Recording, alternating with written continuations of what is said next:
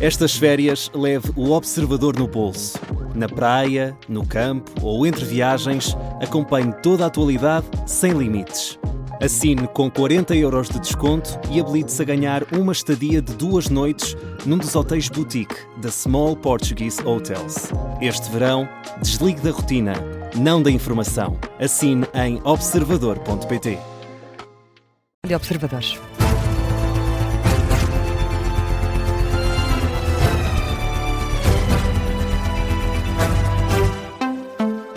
Jornal da Uma com a edição de José Rafael Lopes. E José, o Ministro da Educação, pede esclarecimentos ao antigo Presidente do Júri Nacional de Exames sobre os alegados riscos da digitalização dos exames nacionais. Fernando Alexandre foi ouvido esta manhã no Parlamento sobre a polémica da correção e classificação dos exames do secundário. Paula Santos, do PCP, acusou o Ministro de ignorar os avisos deixados por Luís Duque de Almeida sobre a digitalização das provas.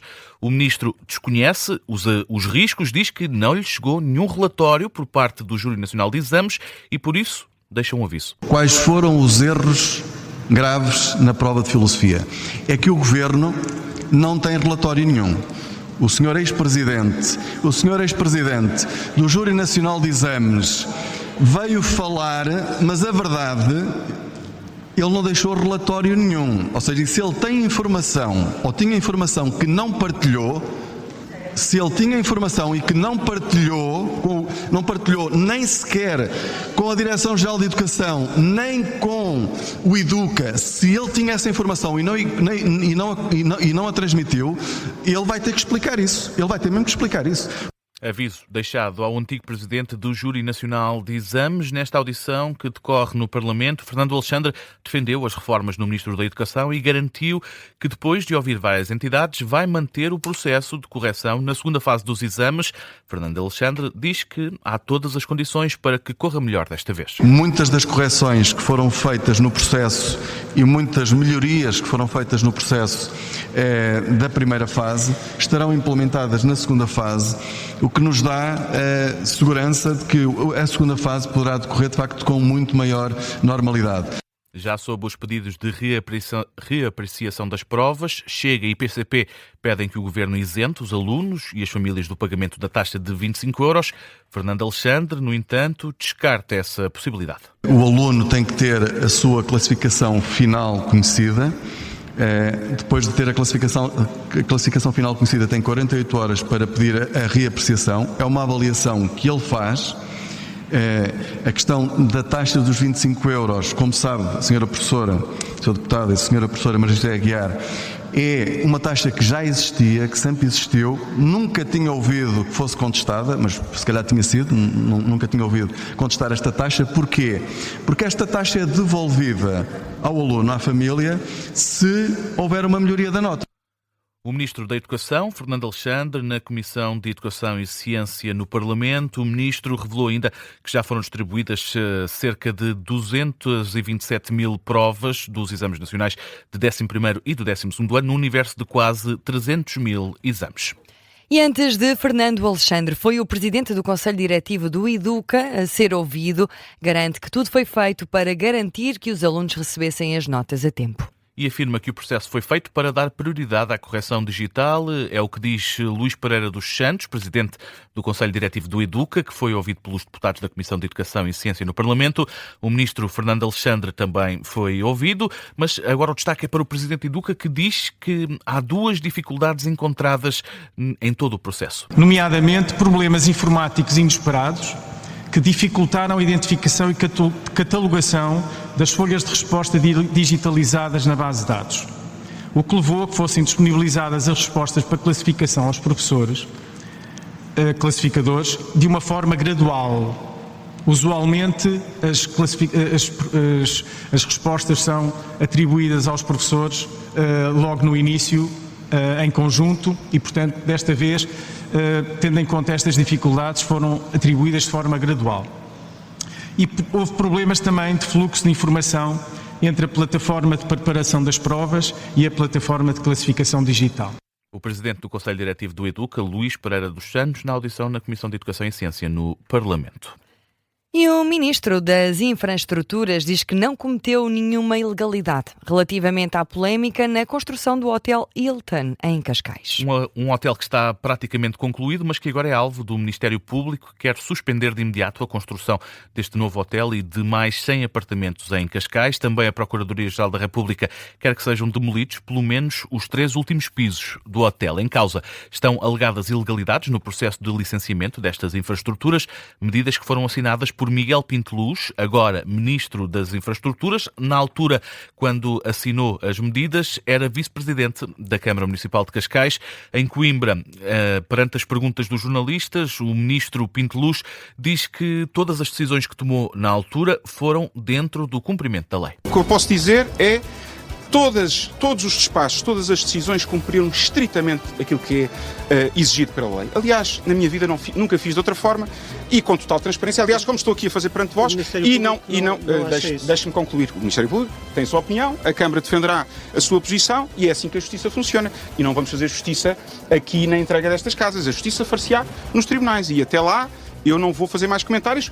As explicações de Miguel Pinto Luz a assegurar que não vai fazer mais comentários. Aqui um registro do NOW sobre a polémica do Hotel Hilton em Cascais, que está a ser alvo de uma investigação do Ministério Público. Ainda na Justiça, no caso BES, o Ministério Público vai recorrer da absolvição de Ricardo Salgado e também dos restantes arguidos. É o que indica a fonte da Procuradoria-Geral da República, a Agência Lusa. Ricardo Salgado e outros 7 arguidos foram ontem absolvidos pelo Tribunal Central Criminal de Lisboa. Eram acusados de tentar corromper o então vice-presidente do Banco do Brasil através do pagamento de 1.600.000 euros para que a instituição financiasse o BES em 175 milhões de euros, o banco português que acabou por falir em 2014. Além do antigo banqueiro, são arguidos neste processo o então diretor do BES Madeira, João Alexandre Silva, e o ex-funcionário de uma filial do GES no Dubai, Humberto Coelho, bem como 2 antigos colaboradores do grupo, os advogados Miguel Freitas e Sofia Freitas, e as sociedades de advogados que representam. Em causa estavam crimes de corrupção ativa, com prejuízo no comércio internacional, corrupção passiva no setor privado e também branqueamento. E José, o primeiro-ministro, não vai tirar férias no verão. Luís Montenegro vai estar a coordenar a atividade do governo, vai também manter a agenda como presidente do PSD. De acordo com fonte do gabinete do primeiro-ministro, Luís Montenegro pretende gozar apenas alguns fins de semana e um ou outro dia esporádico, se a agenda permitir e sem que Luís Montenegro se ausente do país. Como é habitual, o PSD vai manter a rentrée política na Festa do Pontal, que este ano completa 50 anos. Está marcada a rentrée política do PSD para o dia 14 de agosto e também a Universidade de Verão se vai manter, decorre entre 24 e 30 de agosto, em Castelo de Vide. Ambas as iniciativas contam com a presença de Luís Montenegro. E agora, na atualidade internacional, no Médio Oriente, arrancaram negociações entre as autoridades iranianas e os mediadores do Paquistão. Após 10 noites consecutivas de ataques entre Irão e os Estados Unidos, o ministro do Interior do Irão, que está no Paquistão para se reunir com o chefe do exército paquistanês, avança à Associated Press isso mesmo. Na semana passada, o Irão tinha afastado a possibilidade de negociar com os Estados Unidos, mas agora os esforços diplomáticos paquistaneses tentam ressuscitar este acordo provisório entre os Estados Unidos e o Irão. Ainda não há detalhes sobre o que está em cima da mesa nesta reunião que acontece numa altura em que os ataques iranianos continuam a ameaçar os aliados árabes dos Estados Unidos no Golfo.